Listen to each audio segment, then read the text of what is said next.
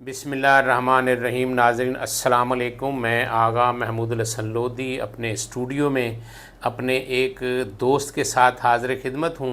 इस दोस्त की दरीना ख्वाहिश थी, आरज़ू थी, ये बार बार मुझे कहता था कि आप मुझे भी एक बार मौका दें कि मैं आपके साथ बैठकर पॉडकास्ट करूं, आपसे सवाल करूं और मेरे सवालों के आप जवाब दें। ये जो दोस्त हैं ये काफ़ी अर्सा से हमारे प्रोग्राम जो हैं उनको सेट कर रहे हैं, उनकी कैमरा मैनी कर रहे हैं और ये बड़ी ख्वाहिश रखते हैं कि मैं भी आपके साथ आकर बैठूं। और मैं भी इस किस्म का शख्स हूं कि मैं ये चाहता हूं हर उस शख्स को मौका मिले जो दिल में अपने ये ख्वाहिश या आरज़ू रखता है कि जहां मैं बैठा हूं वहां वो आकर बैठे। मैं एहतशाम बलोच आपको खुशामदीद कहता हूं। अब आपने पक्के दिल से मेरे से सवाल करने हैं। जी बिस्मिल्लाहिर्रहमानिर्रहीम। अस्सलाम वालेकुम। अगर साहब, मेरी काफ़ी अरसे से ये ख्वाहिश थी कि मैं आपके साथ बैठूं, पॉडकास्ट करूं, आपसे सवाल जवाब करूं लेकिन काफ़ी देर से मौका नहीं मिला। वो आपके सामने मेहमान आते हैं, उनको ज़रा देखना पड़ता है, बाकी कैमरा भी शूट करना पड़ता है, सारे मामला हैं। लेकिन आज मेरी ख्वाहिश आपने पूरी की है, आपकी मेहरबानी, और मैं आपके स्टूडियो में आपको ही खुशामदीद कहता हूँ। चले, बहुत शुक्रिया, बहुत शुक्रिया। तो आगा साहब, मैं इस सिलसिले में बात करना चाहता हूँ कि ये जो 2-3 दिन पहले वाक़या पेश आया है आज़ादी के दिनों में, जो पुलिस वालों को कोई मामला तो हैं ये यतीम खाने के पास, उस सिलसिले में आपसे पूछूंगा कि इसकी असल हक़ाइक़ क्या हैं, इसके क्या मामला हैं, इसके बैग पे क्या है, तो वो पूछना। अच्छा एहतशाम भाई, गुजारिश ये है कि इस टॉपिक पर, इस इशू पर बहुत से जो वीलॉगर्स हैं, एंकर्स हैं, क्राइम रिपोर्टर्स हैं, वो अपनी अपनी राय दे चुके हैं, अपनी अपनी इन्फॉर्मेशन दे चुके हैं। लेकिन बाहैसियत वीलॉगर मेरा भी ये राइट बनता है कि मैं भी जो कंक्लूजन जो है, जो नतीजा अक्स करूँ वो आप तक पहुँचाऊँ। असल एहतशाम भाई बात ये है कि ये एक लड़का था फैज़ान भट्ट जी। फैज़ान भट्ट वो लड़का है कि जो भाई है रेहान भट्ट का जी, और बेटा है फयाज़ भट्ट का, और जो यावर भट्ट है वो इन दोनों का बहनोई है और फयाज़ भट्ट का वो दामाद है। होता यूँ है कि 2024-25 के दरमियान फैज़ान भट्ट रात को सड़कों पे निकलता है और जहाँ भी उसे कोई पुलिस वाला नज़र आता है वो उसको फायर करके ज़ख्मी करता है या उसे शहीद कर देता है। लफ्ज़ शहीद कहेंगे इसलिए कि जो हमारे मुल्क के अंदर और बाहर, हमारी सरहदों में और सरहदों के अंदर, मुल्क के अंदर हमारी हिफाजत पर जो लोग मामूर होते हैं, अगर उन्हें कोई हिट करता है तो हम उनका कत्ल नहीं कहेंगे, हम उन्हें शहीद कहेंगे। वो इसलिए शहीद कहेंगे क्योंकि वो हमारे लिए रोडों पे निकले हुए हैं, इलाकों में निकले हुए हैं, सब निकले हुए हैं। वो लड़का जो था उसने काफ़ी जो है ना दहशत फैलाई, यहाँ तक कि पुलिस ने कुछ दिनों के लिए उन अयाम में, उस माह में, उस साल में यूनिफॉर्म पहनना छोड़ दिए। जब उसके ऊपर इदारों ने वर्क किया, काम किया, तो वो जो फैज़ान भट्ट है वो काबू आया और वो इनकाउंटर में मारा गया। वो जो इनकाउंटर हुआ, उस इनकाउंटर में जो नॉमिनेट हुआ या जो बंदा सामने आया वो अदील आशिक साहब आए, जो बदामी बाग में शहीद हुए हैं। सबसे पहले वो शहीद हुए, उनके साथ असद था, वो नायब मुहर्रर था उनके लारी अड्डा थाना में। तो उन्होंने उसको फोकस किया हुआ था। इसमें बहुत सी बातें हैं जो मैं नादरीन आपके सामने लाना चाहूँगा। सबसे पहली बात तो ये है कि जो फैज़ान भट्ट था उसका भाई रेहान भट्ट था, उनके वालिद भी इंतकाम के सिलसिले में इस जो साजिश है उसमें शामिल निकले। रेहान भट्ट ने इन्हीं अदील आशिक साहब को जब ASI थे फ़ोन करके कॉल की, धमकी दी शफीकाबाद थाना में। वहाँ उसके ख़िलाफ़ वो अंडर सेक्शन 506 जिसे 506 कहते हैं उसकी दफ़ा का मुकदमा भी दर्ज है। वक्त गुज़रता रहा और ये ऐसा हुआ कि जो है अदील आशिक का जो दुश्मन था रेहान भट्ट, उसका बाप गया अदील आशिक के पास, जो ASI थे, सब इंस्पेक्टर हुए, लारी अड्डा में एक मरतबा गए कि इस तरह मेरे बेटे ने आपको धमकी दी थी, वो बच्चा है तो मैं ये कहता हूँ कि आप इसे किसी तरह गिरफ़्तार करके जेल भेज दें, सख्तियाँ देखेगा, तंगी देखेगा, ठीक हो जाएगा। उन्होंने कहा चले ठीक है। एक दफ़ा वो आए, उन्होंने कहा जी वो चला गया, फिर दोबारा आए, इन्होंने प्लान कर लिया था। ठीक। अब देखने, सोचने, समझने की बात यह है कि वो लारी अड्डा थाना में है, जी अदील आशिक साहब, अल्लाह उन्हें करवट करवट जन्नत नसीब करे। और यंग लड़का उनके साथ जो शहीद हुआ है वो असद है, पाक परवरदिगार उन्हें भी करवट करवट जन्नत नसीब करे।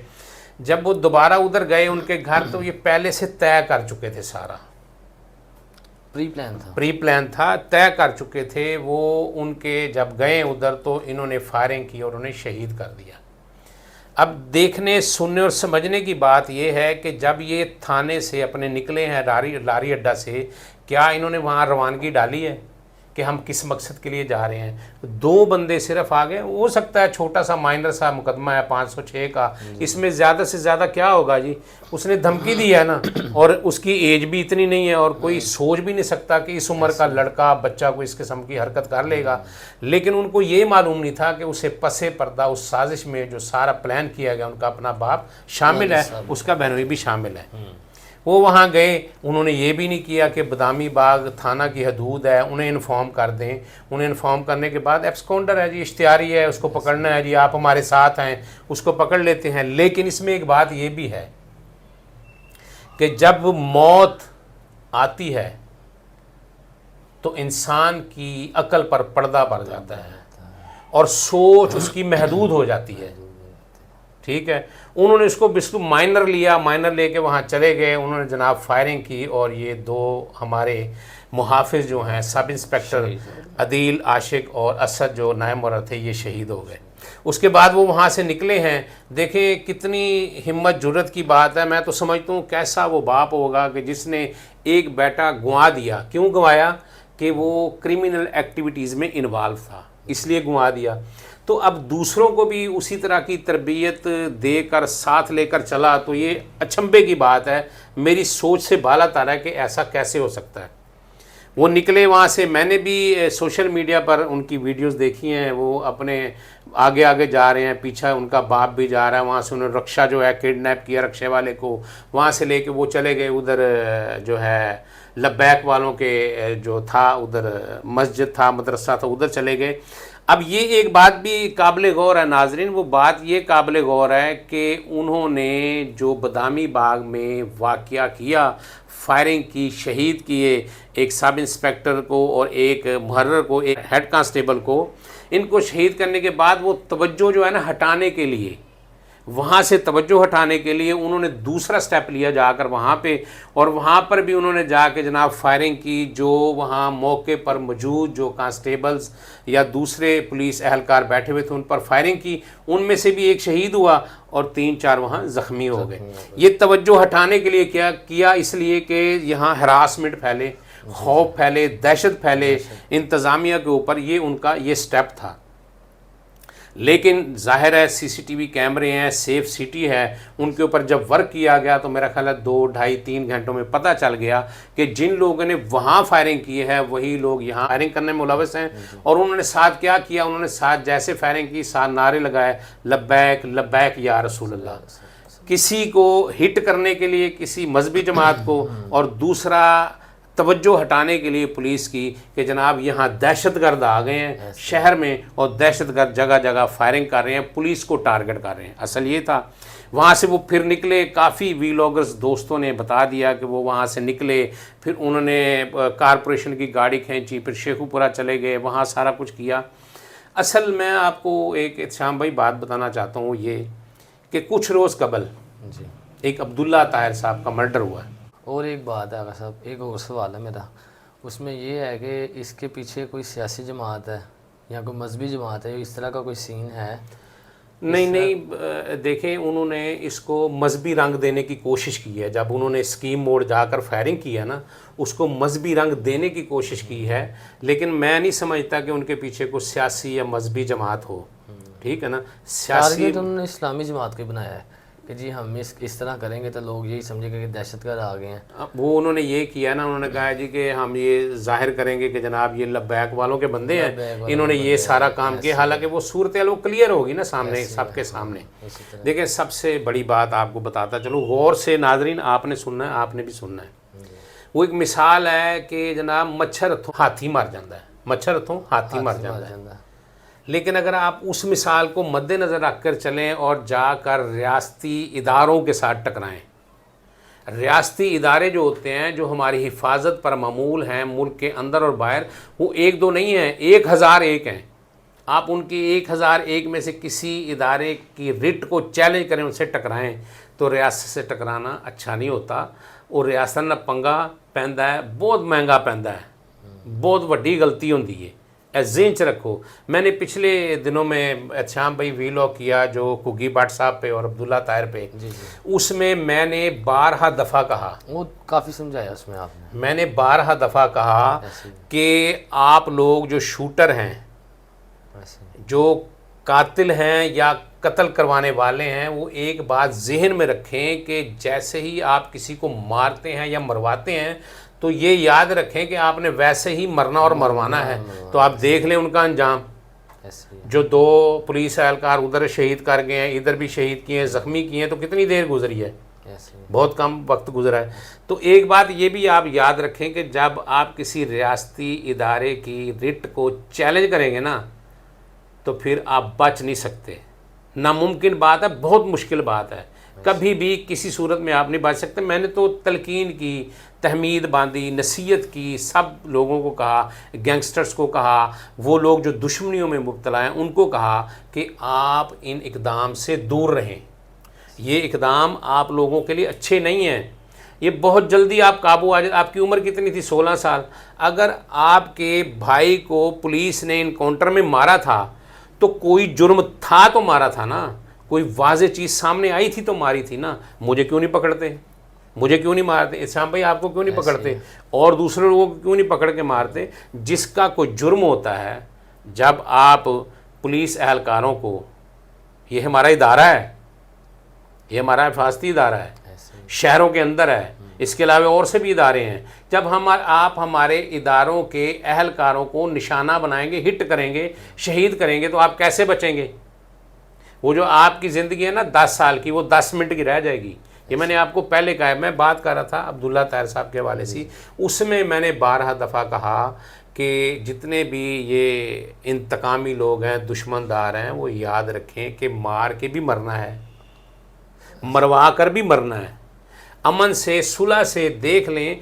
आपने पहले उनको जनाब धमकी दी, फिर उनको आपने बुलाया, उनके नसीब थे कि वो किसी न किसी तरह ट्रैप हो गए, आपके ट्रैप करने पे ट्रैप हो गए। हालांकि वो देखते गौर करते कि बाकी भी पुलिस है, ये बंदा मेरे पास क्यों आ रहा है, वो ये भी देखते गौर करते कि जनाब मुझे इसी लड़के ने जो है थ्रेट किया हुआ है मारने का, उसका बाप मुझे बार बार लेने आ रहा है। ये बड़ी काबिल गौर बात है, लेकिन इस बात को उन्होंने गौर नहीं किया। आपने वही बात किया, जब इंसान की मौत करीब होती है और दिमाग पे पर्दा पड़ जाता है, अकल पे पर्दा पड़ जाता है। ये कुछ बातें हैं जो मैं समझाना चाह रहा था। एक बात और आपने की है कि इनके पीछे कुछ सियासी या मजहबी नहीं, मैं नहीं समझता, अभी तक तो कुछ नहीं है। ठीक है, हाँ ये सुनने में, देखने में आया है, बल्कि काफ़ी ज़राए से हमें पता चला है कि इसमें मिस्री शाह के एक थाना ऑपरेशन विंग के हैं जमशेद ASI, उसकी उनके साथ कोऑर्डिनेशन थी, और ये भी सुना है कि एंड तक जो है ना उनके राब्ते में रहे हैं। फिर एक लोअर माल थाना के हैं गुलाम फरीद, जो ड्राइवर थे उनके, वो भी उनके राब्ते में रहे हैं, जिन्होंने इनके अपने ही भाइयों पे, पेटी बंद भाइयों पे हमला किया, उन्हें शहीद किया। और ये भी इतलात कन्फर्म है कि वो अरेस्ट भी हो चुके हैं। और एक जो तीसरा बंदा था यावर भट्ट, उसका अभी तक कोई पता नहीं है। वो यावर भट्ट इनका जो है बेनोई था, ये फैज़ान भट्ट का, और अल्लाह आपका भला करे रेहान भट्ट का, और जो फयाज भट्ट साहब थे उनके वो दामाद थे। जी आगा साहब, मेरी तो खुशी की इंतहा नहीं है। मैं इतना खुश हूँ कि आगा साहब ने मुझे अपने साथ बिठा लिया। इतनी देर से मेरी ख्वाहिश थी ना, मैं कहता था आपको ना इस तरह की बात थी। आज मैंने कहा, आपने कहा चला यार तो शाम बैठ जाए आप, ठीक है, लेकिन कुछ सवाल मैं भूल भी गया हूँ, मेरे जहन में भी नहीं, इतना मैं खुश हूँ। लेकिन आप इसके लास्ट में क्या इनको कहना चाहेंगे, जो आज का पॉडकास्ट हमने किया है, इनको क्या कहना चाहेंगे आप? जी मैं, अच्छा बात ये है नाज़रीन कि हमारे हर प्रोग्राम का जो इख्तिताम होता है वो नसीहत पर होता है। इंतकाम जो है ना, इंतकाम, उसका अंजाम और मकाम वही है जहाँ से आप शुरू होते हैं। मसलन कि इंतकाम का अंजाम ये है कि आप जिस बुरी सोच से कदम उठाएंगे वही बुरी सोच आपके सामने खड़ी होगी। ऐसे जिस गलत कदम से आप आगे बढ़ेंगे वही गलत कदम आपके सामने खड़ा होगा। ये आपका अंजाम और मकाम है। मैं बारह दफ़ा कह चुका हूं, देखें, रियासत बहुत बड़ी चीज़ है। रियासत वो है कि जिससे दूसरे मुल्क टकरा नहीं सकते। रियासत वो है जो आपकी सरहदों की पहरेदार है। रियासत वो है जो आपके परचम के, आपके मुल्क के दिफा का एक मकाम है। आप उसके रियासती इदारों के साथ टकराने की कोशिश करते हैं जो सरासर गलत है। आप अलमे बगावत बुलंद करते हैं तो अलमे बगावत की सज़ा हमेशा मौत हुआ करती है। और अगर आप जुर्म की सूरत में किसी भी केस में सज़ाए मौत होते हैं या मारे जाते हैं तो उसका मतलब ये नहीं होता कि आप उठ के उन रियासती इदारों के ख़िलाफ़ अलमे बगावत बुलंद करें और उनके अहलकारों के ऊपर चढ़ दौड़ें, उनका कत्लो गारत करें। आप नहीं टकरा सकते। आप 500 भी हो जाएंगे, नहीं टकरा सकते। आप बलूचिस्तान में चले जाएं, आप नहीं टकरा सकते। आप किसी मुल्क के किसी सूबे में चले जाएं, आप रियासत से नहीं टकरा सकते। ये बात भी ठीक है कि बहुत सी जगहों पर जो पुलिस है दादरसी नहीं कर सकती। मैं भी गया हूँ 1-2 मरतबा थाने, 5 दिन जाता रहा हूँ, पूछा ही नहीं है किसी ने। लेकिन मैं डी ट्रैक नहीं हुआ, मैं ट्रैक से नहीं हटा। मैं कानून के दरवाजे पर दस्तक देता रहा हूँ। मैं कानून के उन मुहाफ़िज़ों के पास बार बार जाता रहा हूँ, बार बार जाता रहा हूँ। थोड़ी बहुत मेरी सुनी गई। और सबसे पहले मैं आपको ये बताऊँ कि पुलिस किसी की दुश्मन नहीं होती। ये भी एक सरकारी मुसालती इदारा है जो आपकी कंप्लेंट सुनता है किसी के ख़िलाफ़, फिर दोनों को बुलाता है, बिठाता है और कंप्रोमाइज़ भी करवाता है। और जिसकी नहीं हो सकती, अब ये नहीं हो सकता कि अब आप पुलिस स्टेशन जाएं और कहें जी मेरी ये बात नहीं मानी गई, उसकी ये बात मानी गई है। तो ऐसा नहीं होता। जब कंप्रोमाइज़ पर आते हैं, आप टेबल पर आते हैं, तो दोनों तरफ से देखकर कंप्रोमाइज़ सुलह होता है। मैं आपसे यही कहना चाहूँगा, ज़्यादा बातें नहीं करूँगा, कि अपने मुल्क में रहकर अपने ही मुहाफ़िज़ों के ख़िलाफ़ अलमे बगावत बुलंद नहीं करते। अपने ही मुल्क में रहकर अपने मुल्क की शहर की पुलिस के ख़िलाफ़ हथियार नहीं उठाते। एक बात ज़िंदगी में याद रखें, अगर आप अपनी पुलिस के ऊपर फायर भी करेंगे ना तो समझ लें आप फायर हो गए। क्योंकि अगर एक शख्स को इस तरह नज़रअंदाज कर दिया जाएगा, छोड़ दिया जाएगा, तो हर शख्स फिर गन उठाएगा, फायर करेगा। ये हमारा हक बनता है कि अगर कोई मुजरिम है, जुर्म करता है, तो हम उसके साथ ना खड़े हों, हम उनके पीछे मत खड़े हों। और कुछ पूछना चाहेंगे आप? नहीं, आगा साहब बहुत शुक्रिया आपका। ले जी, इन्होंने तो इख्तिताम नहीं करना, इख्तिताम भी मैं कर देता हूँ। ये भाई हैं हमारे छोटे, इनकी आरज़ू थी, ख्वाहिश थी कि मेरे साथ बैठें। इन्हीं बातों के साथ, इन्हीं अल्फाज के साथ, इन छोटी सी एक डिस्कस के बाद हम आपसे इजाज़त चाहेंगे। अगले वीलॉग तक, अगले पॉडकास्ट तक मुझे एहतशाम बलोच को इजाज़त दे। तब तक हम अपने मुल्क के उन नौजवानों का, उन सरफरोशों का, उन जानसारों का जो मुल्क के खुदादाद के अंदर और बाहर सरहदों पर हमारी आपकी इज़्ज़त मान मर्यादा का परचम लिए सरहदों पर चिराग रोशन की तरह रोशन है। और ये भी कहूँगा कि जो शहीद हुए हैं, जहाँ जहाँ ये मेरा पॉडकास्ट देखा जाए, सुना जाए, वो हाथ खड़े करके उनके लिए दुआ करें कि पाक परवरदिगार उन्हें करवट करवट जन्नत नसीब करे, उन्हें जन्नत में आला मकाम अता करे। जिसका जितना जुर्म होता है उसको उतनी सज़ा मिलती है। तो इन्हीं बातों के साथ इजाज़त चाहेंगे। पाकिस्तान जिंदाबाद। जिंद